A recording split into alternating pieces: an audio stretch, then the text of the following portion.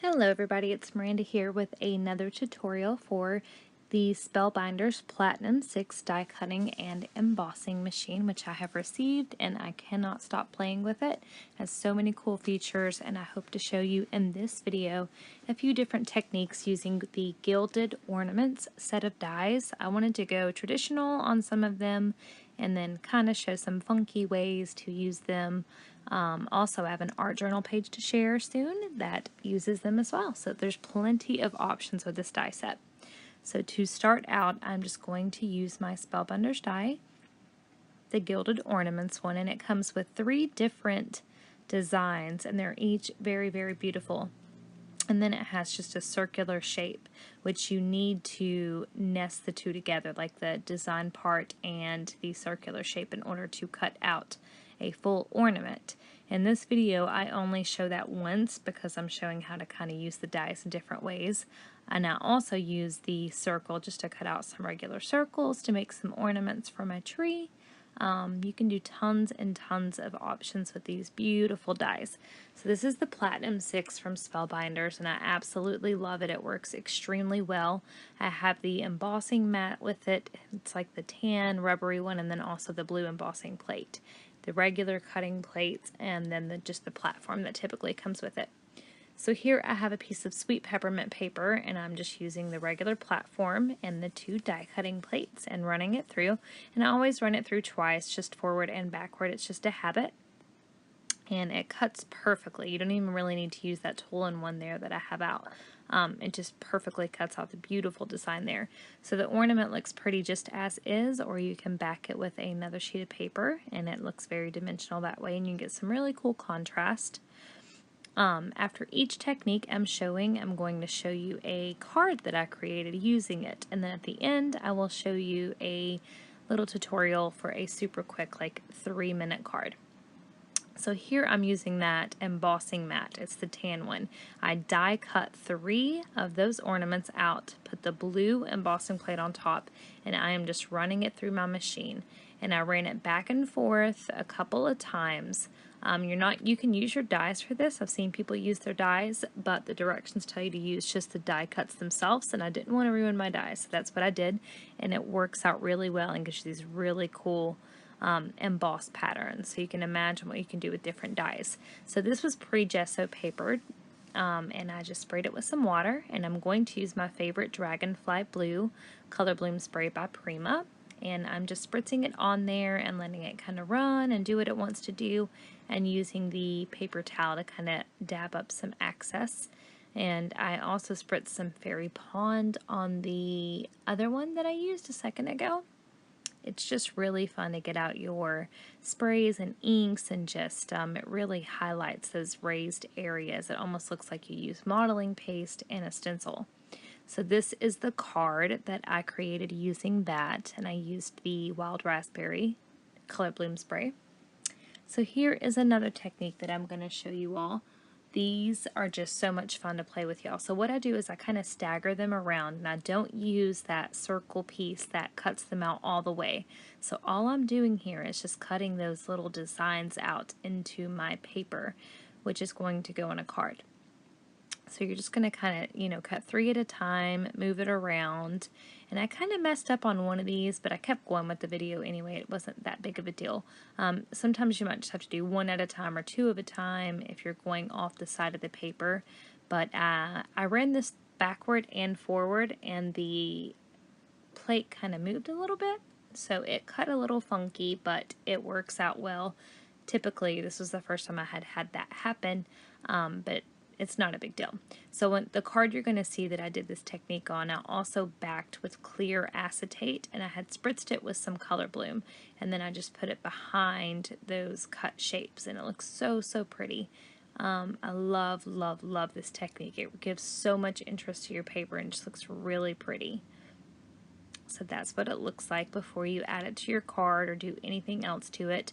I used a lot of shaker elements on that one that I just showed, which I have pictures at the beginning and the end, and I filled it with lots of fun goodies. So here I am just taking the regular die cuts and I'm folding each one in half. You could use a bone folder, but I'm just using my fingers. They worked well enough for it, and I'm folding each one in half. I'm using the Prima glue stick. Any glue stick would work, or a liquid glue. You just want to make sure you don't have a huge line. You want it to just adhere to the center portion. Otherwise, you're not going to get the cool 3D effect that you want. So what you'll do is you'll cut out 8 of these. And then, well, actually 9, because you'll need 1 for them to rest on both sides. So you'll have 4 of the folded ones on each side, and then 1 to rest them on.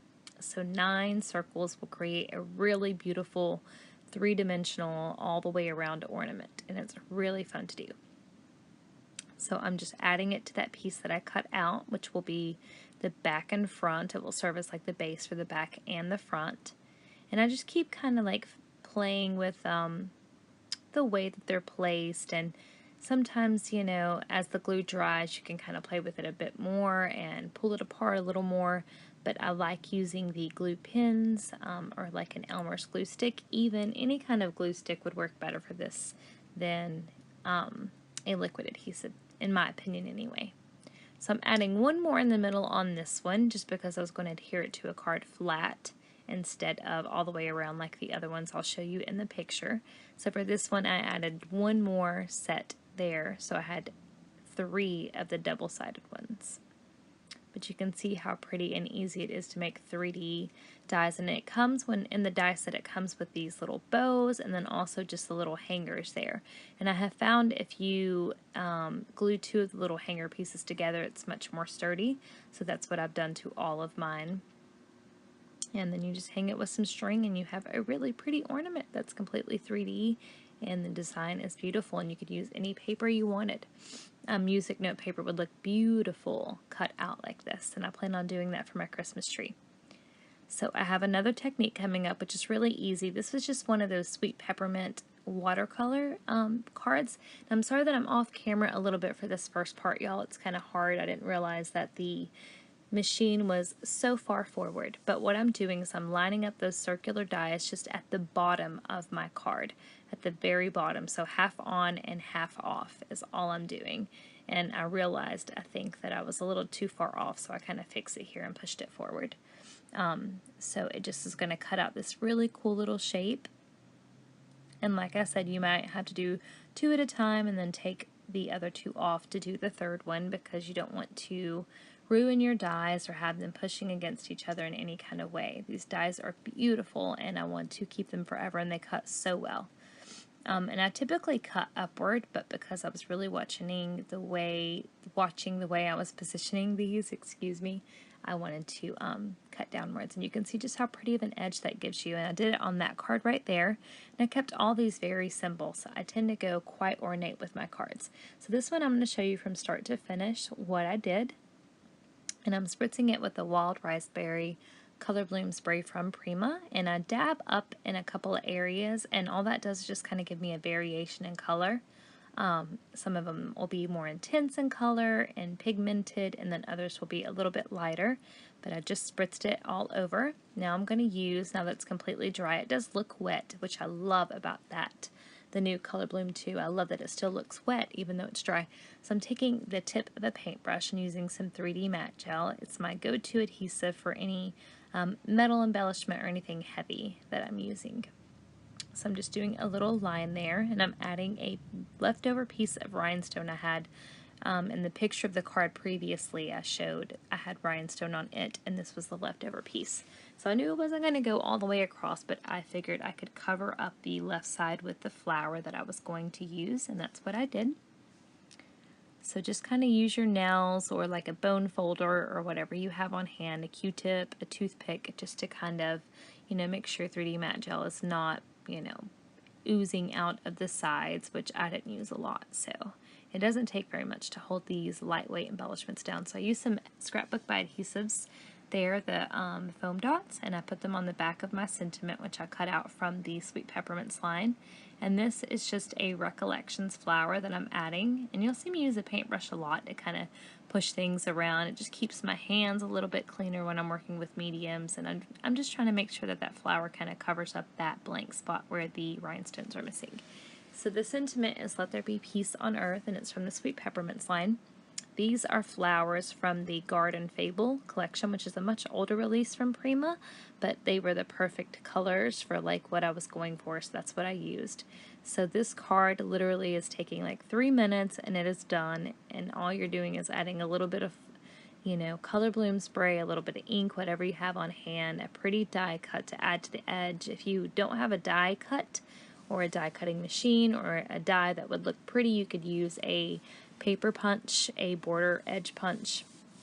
One thing that I did notice was that if I use these liquid pearls by Ranger to kind of highlight these areas where they kind of swirled, where the die cut out, it really brought it to life. So I used a lot of the pearls. You'll see in the still shots of the pictures that they're on every card. Once I started adding them, I kind of couldn't quit, but I really liked the dimension it gave, and it just kind of made them look a little more blingy and a little more Christmassy. So I'm kind of adding that all the way around here. And as an afterthought, I realized that I wanted to have some string underneath my flowers. I don't know why, but it's just a habit to kind of have that extra texture underneath my flowers. So even though I already had it on there, and you can see the liquid pearls there, how pretty they look, I just kind of gathered up some string. It was like some embroidery floss. It was like threaded together, and I just kind of unthreaded it. And I'm using that paint brush again, the end of it, to kind of push it down in there and get it where I want it to go. And as things dry, you can kind of move them more, but I typically just leave them be until the 3D matte gel starts to dry, and then I can move them a little bit more.